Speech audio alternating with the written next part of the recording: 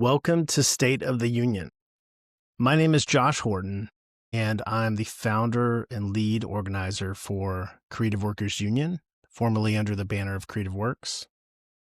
I've wanted to start a podcast for some time because I honestly felt like it would be a natural extension of what I do in between conference events that we've been producing for over 12 years now. We hold conference events on the East and West Coasts. And in between those times, while I'm organizing these events, I have a lot of really amazing conversations with people.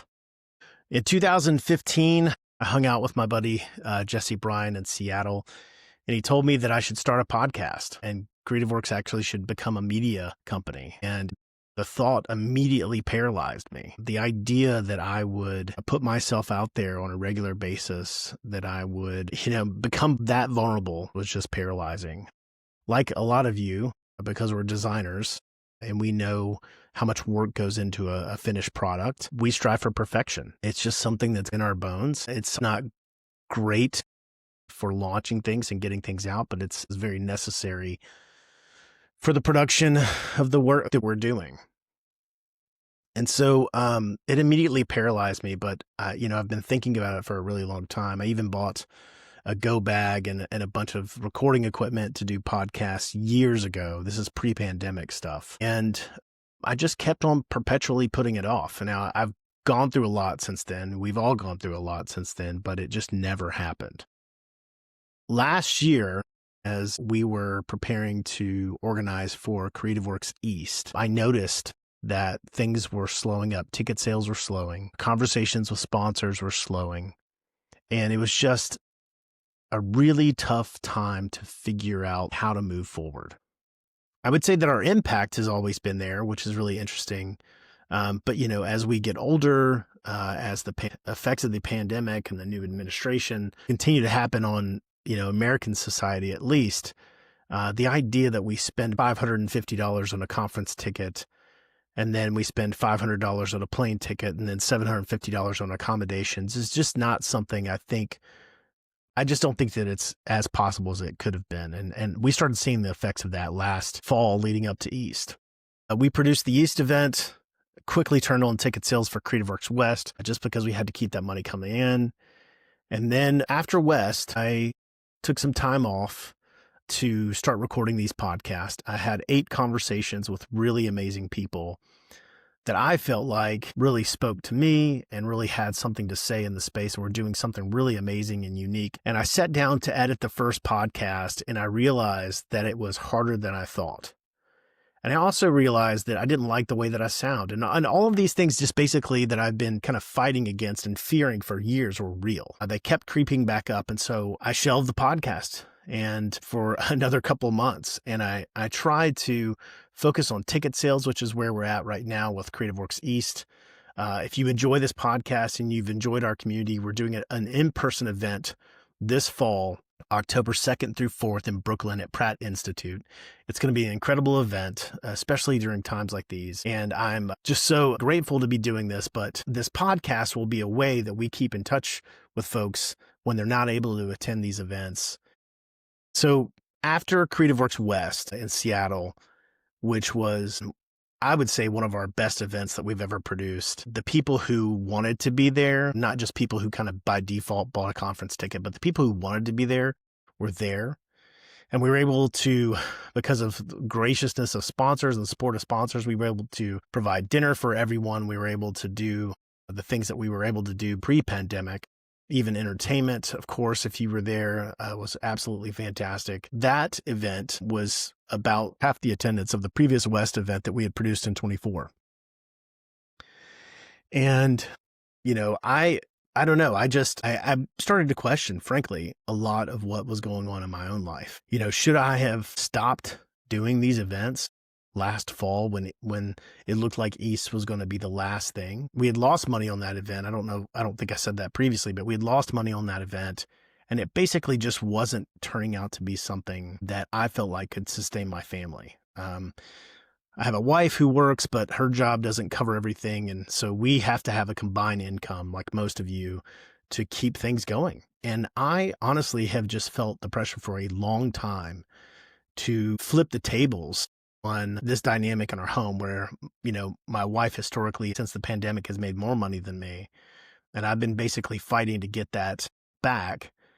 I started having conversations about East. And at the same time, I realized that none of the sponsors that we had previously were able to come back. We had one that came back for a moment and then they called and rescinded that sponsorship, and things just started to hit home. And I had taken some time off from this podcast and recording these episodes to basically focus on selling tickets and not freaking out. It's really difficult when you think the world is coming back and then all of a sudden it doesn't. And then it looks like it's heading the other way. And I think all of us are feeling that right now, whether we articulate it or not, or whether we feel there's a safe enough space to articulate that right now. That's what the majority of us are feeling. And so I kept on seeing budgets get cut. Friends of mine were getting laid off at their jobs. AI was getting smarter, and there are fewer opportunities for freelancers. I've been trying to get freelance work and a job for months, and without really any luck. I mean, some things have trickled in and I've been grateful, but I really haven't had the opportunity. I mean, I don't know how many of you have been on LinkedIn trying to find jobs and work, retooling your resumes and your cover letters, trying to make sure that you rise above the noise, and it just doesn't happen. I mean, it makes you feel completely irrelevant to what's going on in the world around you. And I think as a creative person, that is a very tough place to be in, a very crippling thing for most of us who've spent, 20 plus years doing this. So everything around us started shifting and people started asking these questions like, what's going on? How do we move forward? And a lot of people were asking me because I, basically have been doing this for so long and I know a lot of people. And I don't have the answers. I mean, I really don't. I mean, I find personally that I struggle with this. I mean, I have a lot of opinions and a lot of viewpoints and a lot of principles, which, for a lot of conversations make me a good person to bring in. But for me to be able to articulate clearly what's going on and then know what to do about it is a really tough thing for any of us to do these days. And so I decided that now was going to be the time. This is going to be why this podcast exists. It's going to be here to be honest and to be real. It won't be polished initially, at least. I just want to bring out the truth and get this connection in between our other events that we have coming up in the fall and in the future. Right now, our community and our industry needs real conversations, honest conversations, and not filters. We've spent so much time online, either because of lack of work or lack of opportunities. The time that we used to focus on our craft and on our clients, I'm seeing now people, desperately posting on LinkedIn about their expertise, how much of a leader they are, and how much knowledge they have in branding and things like that.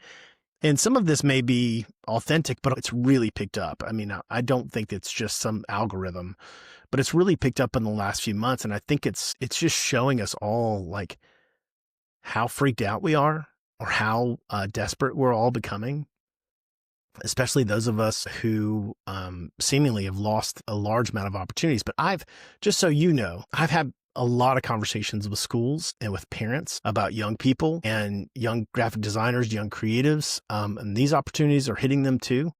We're all in the thick of it. It's either the promise of AI or basically the bulldozing of our economy from the administration that just don't give people the peace of mind to spend and to invest. And when those two things can't happen, basically opportunities shrink up, budgets get cut, and we all just kind of have to live in this, this weird soup that we're in. And in the meantime, people on LinkedIn and on Instagram, the two, I guess, social media platforms that I'm most readily posting on, are scared to be vulnerable. They're scared to be vulnerable because it possibly makes them look bad or their business look bad. Conference organizers in this space don't want to say how badly that their ticket sales are going or their sponsorships. As of August 26th, we have sold 43 passes to our East event. And that's me just being brutally honest. Sure, I may lose sponsors over this. At this point, I think honesty and candidness is more valuable than posturing. And so I think the best thing that I can do is say, I don't have it figured out, but I know a lot of people at least can share their perspective about what's going on. And maybe collectively we can all push through this and figure out what's going on together and have a better understanding of the shifts and the movements in our industry with AI and those effects on creative work. Doing what I do as a community leader and conference organizer is incredibly hard. It's exhausting. And, the biggest reasons why I think a lot of things don't get done the same way and we don't have the same joy in a lot of personal projects that we once did and hustles that we used to make on the side, it's just people are exhausted. I think a lot of folks are depressed, whether they can articulate that or not. It's incredibly tough right now in our industry. For some, I've been told that it's the worst it's been, even during the pandemic. It's worse now than it was then. And I think us having more candid conversations about that is the best thing. I think some people are doing fantastic.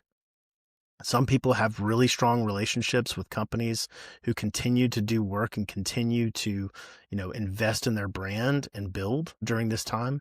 But for a lot of people who require new business to keep going or keep growing, it's incredibly tough to find those opportunities right now. I mean, some people have told me that the phone just didn't ring for an entire month. They had their best quarter, the first quarter of this year, and have had basically their worst quarter ever this past quarter. Because I understand how difficult it is to speak candidly on these things, I want to create a space, this podcast, to have real, unfiltered creative stories.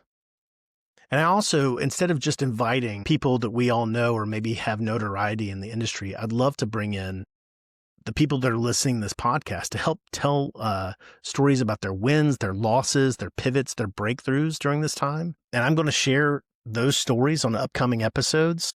If you want to share your story, email me at stories@creativeworks.co, include your name and location, and I'll read through it and I'll share them on upcoming episodes to help everyone understand and get a much clearer picture about how people are doing in our industry. So I want to hear from you. I want to hear what your creative life looks like right now, and we'll build that picture together.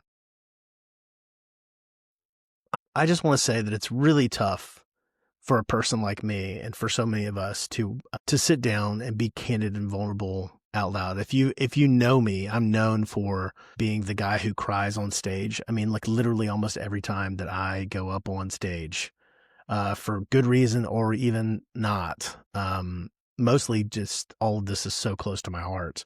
I feel incredibly grateful to be able to steward a creative community or any community, frankly. And so I think that emotion rises to the top every time. I mean, it's just so palpable to me. And that's why you see it, on stage. And I think that's one of the things that in conversations with my friends and with new connections that I try to bring out and that I think resonates is my ability to be vulnerable and candid. And maybe that goes a long way into bringing these conversations home to a place that's vulnerable and candid that we can all grow from. Our next episode will be from our friends, Monet, Brad, and Clint of Moody in South Africa. They've been friends for quite some time. They'll actually be at Creative Works East in Brooklyn. They run an 18-person illustration studio, and we're just going to talk about studio life, collaboration, balance of work life, and the reality of doing creative work these days. I'm incredibly grateful for the opportunity for anyone to listen to this. I hope that in future episodes, we can learn more about each other, what's going on in our industry, and move forward together.